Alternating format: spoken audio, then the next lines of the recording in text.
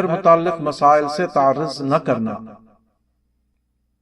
رسول اللہ صلی اللہ علیہ وسلم دنیا میں تشریف لائے تو عرب میں وہ تمام مسائل پوری طرح موجود تھے جن کو موجودہ زمانے میں قومی مسائل کہا جاتا ہے، اور جن مسائل کے نام پر عام طور پر دنیا میں تحریکیں اٹھتی ہیں۔ یہ مسائل ذہین افراد کو متاثر کرتے ہیں اور وہ ان کا نعرہ لے کر کھڑے ہو جاتے ہیں۔ رسول اللہ صلی اللہ علیہ وسلم کے زمانے میں یہ تمام مسائل موجود تھے، لیکن آپ نے ان سے متعلق تعرض نہیں کیا۔ اگر آپ ان مسائل میں الجھتے تو یہ خدا کے منصوبے میں اپنے کو شامل کرنا نہ ہوتا۔ وہ سارے مواقع جو 2500 سالہ عمل کے نتیجے میں پیدا کیے گئے تھے برباد ہو کر رہ جاتے۔ مثال نمبر 1، حبش نے 525 عیسوی میں عرب کے سرحدی علاقے یمن پر قبضہ کر لیا تھا۔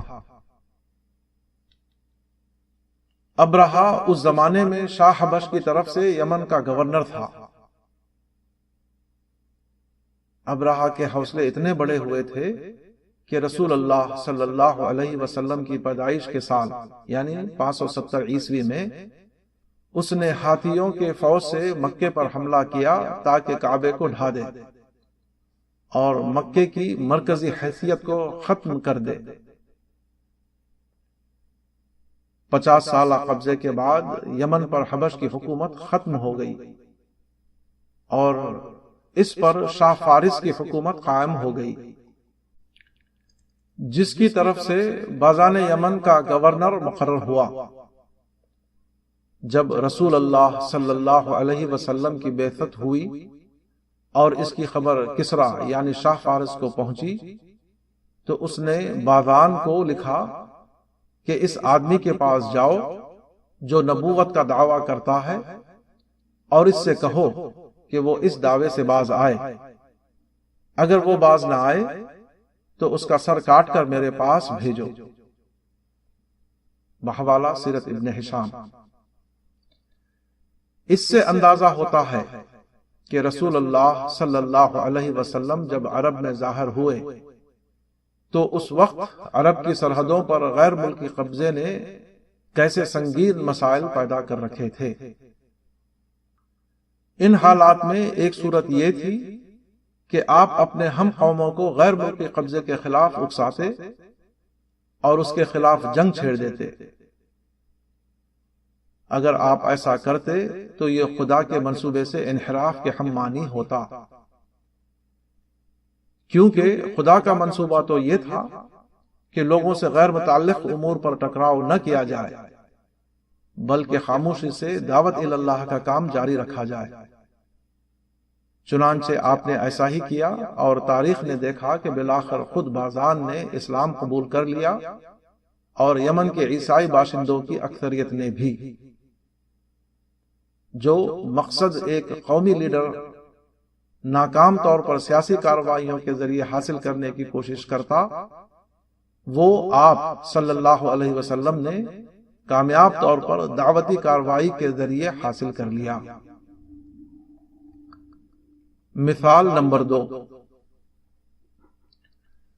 ابو طالب کی وفات کے بعد قبائلی رسم کے مطابق بنو ہاشم کا سردار ابو لہب مقرر ہوا۔ اس نے رسول اللہ صلی اللہ علیہ وسلم کو اپنی حمایت میں لینے سے انکار کر دیا۔ اب آپ کو کسی دوسرے حمایتی قبیلے کی ضرورت پیش آئی۔ آپ حمایتی کی تلاش میں مختلف قبائل کے پاس گئے۔ عرب کا ایک سرحدی قبیلہ بنو شیبان بن ثعلبہ تھا۔ آپ اس سے ملے تو قبیلے کے سردار مثنہ بن حارثہ نے کہا کہ ہم کسریٰ یعنی شاہ فارس کے مملکت کے قریب رہتے ہیں، وہاں ہم ایک معاہدے کے تحت مقیم ہیں جو کسریٰ نے ہم سے لیا ہے۔ وہ یہ ہے کہ ہم کوئی نئی بات نہ کریں گے اور نہ کسی نئی بات کرنے والے کو پناہ دیں گے۔ اور شاید بادشاہوں کو وہ بات ناپسند ہو جس کی طرف آپ بلاتے ہیں۔ بحوالہ سیرت ابن کثیر۔ اس واقعے سے اندازہ ہوتا ہے کہ اطراف عرب میں بیرونی سلطنتوں کے نفوذ نے جو مسائل پیدا کیے تھے وہ صرف سیاسی یا ملکی ہی نہ تھے بلکہ دعوت و تبلیغ کے معاملے تک بھی پہنچ گئے تھے۔ اس کے باوجود آپ نے ایسا نہیں کیا کہ یہ کہہ کر پہلے مرحلے ہی میں ان سے لڑائی چھیڑ دیں کہ جب تک یہ خارجی رکاوٹیں دور نہ ہوں کوئی دعوتی کام نہیں کیا جا سکتا۔ اگر آپ اول مرحلے میں ان خارجی طاقتوں سے لڑ جاتے تو یہ خدائی منصوبے کے خلاف ہوتا، کیونکہ خدائی منصوبہ تو یہ تھا کہ روم و فارس کو آپس میں 20 سال تک لڑا کر بالکل کمزور کر دیا جائے اور پھر خود انہی پر جارحیت کا الزام ڈال کر مسلمانوں کے لیے ان کو فتح کرنا آسان بنا دیا جائے۔ اگر مسلمان ابتدائی مرحلے میں روم و فارس سے لڑ جاتے تو وہ نتیجہ بالکل برعکس صورت میں نکلتا جو بعد کے تصادم کے ذریعے حیرت انگیز غیر ملکی فتوحات کی صورت میں برآمد ہوا۔ خدائی منصوبے سے مطابقت۔ کسان کا معاملہ قدرت کے کاغ میں یعنی دندانہ دار پہیے میں اپنا کاغ دینے کا معاملہ ہے۔ خدا نے ہماری زمین پر فصل اگانے کے بہترین امکانات پیدا کیے، مگر ان امکانات کو اپنے حق میں واقع بنانے کے لیے کسان کو ایک حصہ ادا کرنا پڑتا ہے۔ مثال کے طور پر زمین کی سطح پر زرخیز مٹی یعنی سائل کی تہ رکھی گئی ہے جو معلوم کائنات میں کسی بھی دوسرے مقام پر نہیں، مگر تمام زرخیزی کے باوجود اس مٹی سے فصل اسی وقت اگتی ہے جبکہ اس میں نمی بھی ہو۔ اس نمی کے نہ ہونے کی وجہ سے خشک علاقوں کے صحرا چٹیل بیابان بن کر رہ گئے ہیں۔ اس حقیقت کو قدرت لاؤڈ سپیکر پر اعلان کر کے نہیں بتاتی بلکہ خاموش اشارے کی زبان میں بتاتی ہے۔ کسان کو اسے خاموش اشارے کی زبان میں جاننا پڑتا ہے۔ چنانچہ کسان یہ کرتا ہے کہ وہ یا تو بارش سے نم ہونے والی زمین میں اپنی فصل بوتا ہے یا آبپاشی کے ذریعے پہلے اس میں نمی پہنچاتا ہے پھر اپنا دانہ اس میں ڈالتا ہے۔ یہی معاملہ داعی کا ہے۔ رسول اللہ صلی اللہ علیہ وسلم کے لیے عرب میں اگرچہ بہترین حالات پیدا کر دیے گئے تھے، اس کے باوجود ضروری تھا کہ آپ ربانی حکمت کو ملحوظ رکھتے ہوئے اپنے کام کو آگے بڑھائیں۔ اگر آپ کا منصوبہ خدائی منصوبے کی رعایت کے بغیر چلتا تو آپ کو کبھی وہ کامیابی حاصل نہ ہوتی جو عملاً آپ کو حاصل ہوئی۔ مثال نمبر 1، رسول اللہ صلی اللہ علیہ وسلم کی دعوت کا بنیادی اصول یہ تھا کہ دعوتی عمل میں ساری اہمیت مسئلہ آخرت کو دی جائے، مسئلہ دنیا کو کسی بھی حال میں دعوت کا ایشو نہ بنایا جائے۔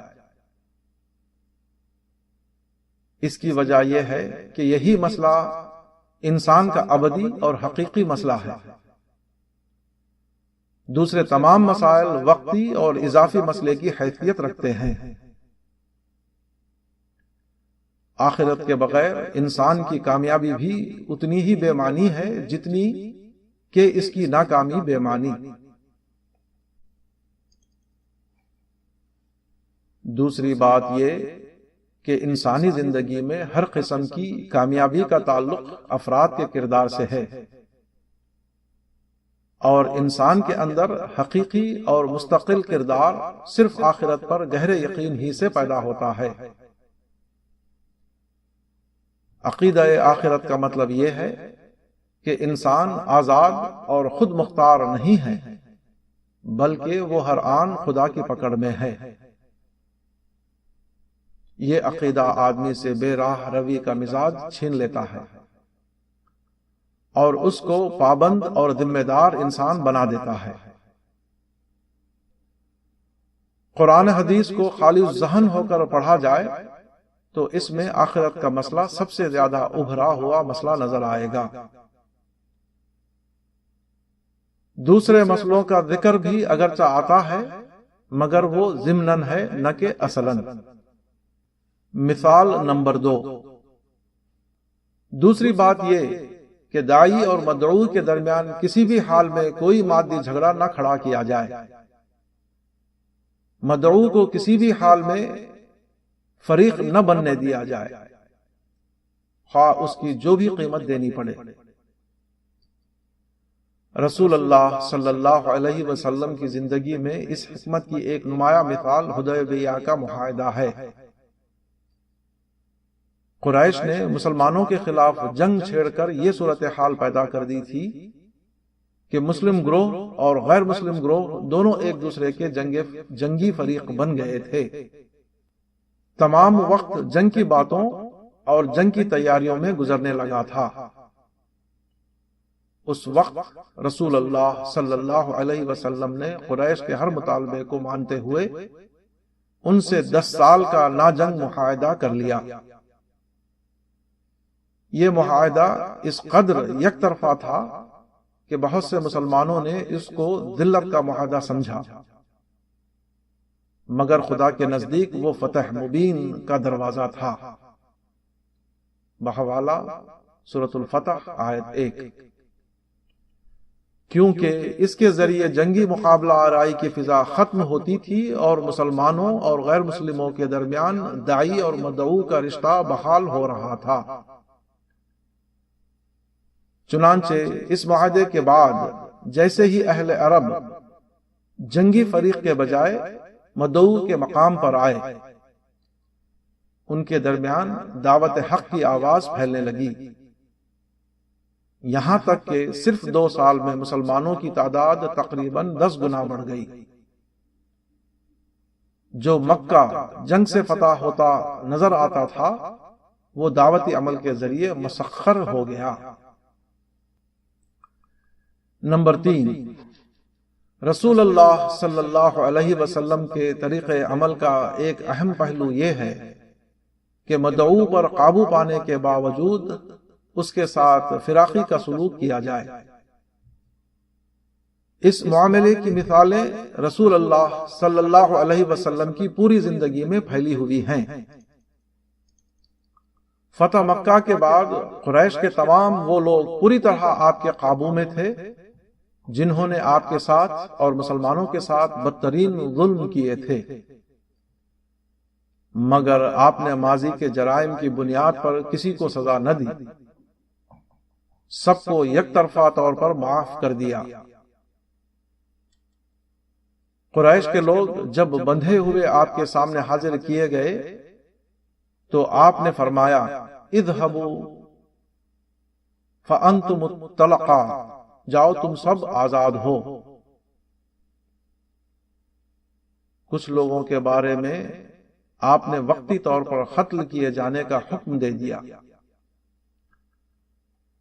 مگر اس کے بعد ان میں سے بھی ہر اس شخص کو معاف کر دیا گیا جبکہ اس نے یا اس کی طرف سے کسی نے آ کر آپ سے جان بخشی کی درخواست کی۔ اس قسم کے 17 نامزد آدمیوں میں سے صرف 5 کو قتل کیا گیا جنہوں نے معافی نہیں مانگی تھی۔ احد کی جنگ میں وحشی بن کر حرب نے حضرت حمزہ کو قتل کر دیا۔ اس کے بعد ہند بنت عتبہ نے آپ کی لاش کو لا کر اس کا مطلع کیا۔ رسول اللہ صلی اللہ علیہ وسلم کو معلوم ہوا تو وقتی طور پر آپ کی زبان سے نکل گیا کہ اگر اللہ نے مجھے ان کے اوپر فتح دی تو میں ان کے 3 آدمیوں کا مطلع کروں گا۔ بحوالہ تفسیر ابن کثیر جلد ثانی صفحہ 352۔ فتح مکہ کے بعد آپ نے جن 17 آدمیوں کو قتل کا حکم دیا تھا، ان میں وحشی اور ہند دونوں شامل تھے، مگر دونوں نے جب آپ کی خدمت میں آ کر معافی مانگی تو دونوں کو معاف کر دیا گیا، کیونکہ یہی طریقہ منصوبہ الہی کے مطابق تھا۔ یہ اصول بے حد اہم حکمت پر مبنی ہے۔ انسان پتھر نہیں ہے کہ ایک پتھر کو توڑ دیا جائے تو اس کے دوسرے قریبی پتھر توڑنے والے کے بارے میں کوئی رد عمل ظاہر نہ کرے۔ انسان زندہ معاشرے کا ایک زندہ جز ہے۔ جب بھی ایک انسان پر جارحانہ کارروائی کی جاتی ہے تو اس کے قریبی لوگوں میں انتقام کا جذبہ بھڑک اٹھتا ہے۔ اس طرح سماج میں تخریبی کارروائیاں جنم لیتی ہیں۔ فتح کے بعد جو وقت نئی تعمیر میں لگتا وہ تخریب کاروں کا مقابلہ کرنے میں صرف ہونے لگتا۔ رسول اللہ صلی اللہ علیہ وسلم نے فتح مکہ کے بعد پچھلے مخالفین کو عمومی معافی دے کر آئندہ کے لیے ہر قسم کی تخریبی سرگرمیوں کا دروازہ بند کر دیا۔ مزید یہ کہ ان کی اکثریت اسلام قبول کر کے اسلام کی طاقت کا ذریعہ بن گئی، جیسے کہ اکرمہ ابن ابی جہل۔ مثال نمبر 4،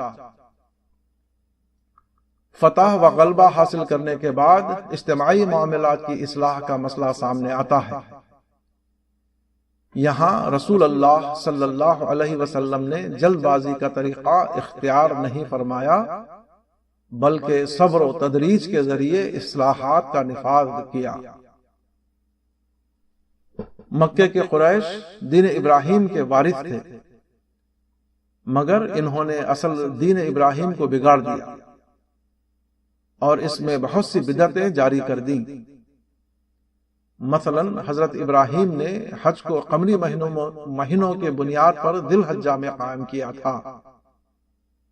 قمری سال شمسی سال سے 11 دن کم ہوتا ہے۔ اسی وجہ سے قمری مہینوں کی مطابقت موسموں کے ساتھ باقی نہیں رہتی۔ چنانچہ حج کبھی ایک موسم میں آتا اور کبھی دوسرے موسم میں۔ یہ صورت قریش کے تجارتی مفاد کے خلاف تھی۔ انہوں نے حج کو ہمیشہ گرمی کے موسم میں رکھنے کے لیے نسئی یعنی کبیسہ کا طریقہ اختیار کر لیا۔ وہ قمری مہینوں میں ہر سال 11 دن بڑھا دیتے۔ اس طرح نام اگرچہ قمری مہینوں کا ہوتا مگر عملاً اس کا سال شمسی سال کے ساتھ چلتا۔ اس کی وجہ سے تاریخیں 33 سال تک کے لیے بدل جاتی۔ ایک بار مہینوں کو اپنی جگہ سے ہٹانے کے بعد دوبارہ 33 سال پر ایسا ہوتا ہے کہ حج ابراہیمی طریقے کے مطابق اصل ذی الحجہ میں پڑتا۔ رسول اللہ صلی اللہ علیہ وسلم اس پر مامور تھے کہ وہ قریش کی بدعتوں کو ختم کر کے حج کو دوبارہ ابراہیمی طریقے پر قائم کریں۔ فتح مکہ رمضان 8 ہجری کے بعد آپ عرب کے حکمراں بن گئے۔ آپ ایسا کر سکتے تھے کہ نسئی بدعت کو فوری طور پر ختم کرنے کا اعلان کر دیں، مگر آپ نے صبر سے کام لیا۔ اس وقت نسئی کے 33 سالہ دور کو پورا ہونے میں صرف 2 سال باقی تھے۔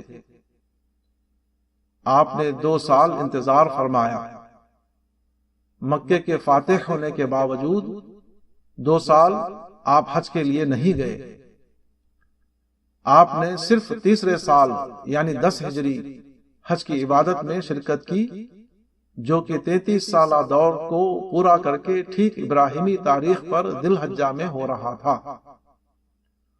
اس وقت مشہور حجۃ الوداع میں آپ نے اعلان فرما دیا کہ اس سال حج جس طرح ہو رہا ہے اسی طرح اب ہر سال ہوگا۔ اب نسئی کا اصول ہمیشہ کے لیے ختم کیا جاتا ہے۔ یہی بات ہے جو حجۃ الوداع کے خطبے میں آپ نے ان الفاظ میں ادا فرمائی۔ اے لوگو، زمانہ گھوم گیا، پس آج کے دن وہ اپنی اس حیت پر ہے جس دن کے اللہ نے زمین و آسمان کو پیدا کیا تھا، اور مہینوں کی گنتی اللہ کے نزدیک 12 مہینے ہیں۔ بحوالہ ابن جریر و ابن مرزیہ۔ اس تاخیر میں بہت گہری مصلحت تھی، کیونکہ مذہب میں جب کوئی طریقہ عرصے تک رائج رہے تو وہ مقدس بن جاتا ہے، لوگوں کے لیے اس کے خلاف سوچنا مشکل ہو جاتا ہے۔ چونکہ 2 سال بعد خود ہی حج ان تاریخوں پر آ رہا تھا جو آپ چاہتے تھے، اس لیے آپ نے قبل از وقت اقدام کر کے غیر ضروری مسئلہ کھڑا کرنے سے پرہیز کیا۔ جب فطری رفتار سے حج اپنی اصل تاریخ پر آ گیا تو آپ نے اعلان فرما دیا کہ یہی حج کی اصل تاریخ ہے، اور آئندہ اب انہیں انہی تاریخوں میں حج ہوتا رہے گا۔ یہ چند مثالیں ہیں جن سے اندازہ ہوتا ہے کہ رسول اللہ صلی اللہ علیہ وسلم نے کس طرح اپنی پوری تحریک میں ربانی حکمت کو ملحوظ رکھا۔ آپ نے خدا کے کوگ میں اپنا کوگ ملایا، آپ نے خدائی منصوبے سے موافقت کرتے ہوئے تمام کارروائیاں کی۔ یہی وجہ ہے کہ آپ کی کوششوں کے عظیم الشان نتائج برآمد ہوئے۔